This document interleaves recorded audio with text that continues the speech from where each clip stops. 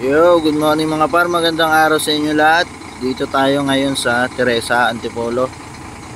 At tayo ay natukod. Dumating tayo kahapon ng araw ng Huwebes, alas 5 ng hapon. Tapos ngayon, araw na ng Friday.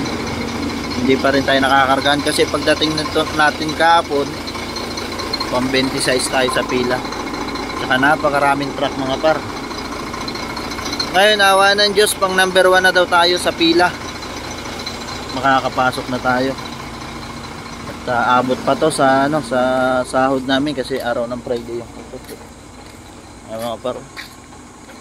Pila talaga. Daming truck pero number 1 na daw tayo sa pila. Ayun mga par, yung papasok ng planta. Siyempre ito yung ating truck. Talagang tukod tayo. Nangyayari nga pala itong mga par, hindi laging paldo sa biyahe. Kasi sabi nga nila nag-shutdown daw yung planta. Tapos yung panggawa nga ng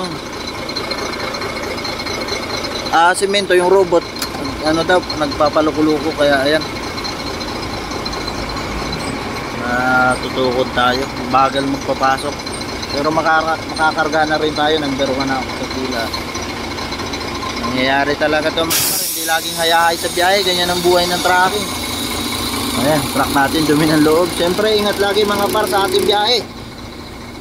Peace out.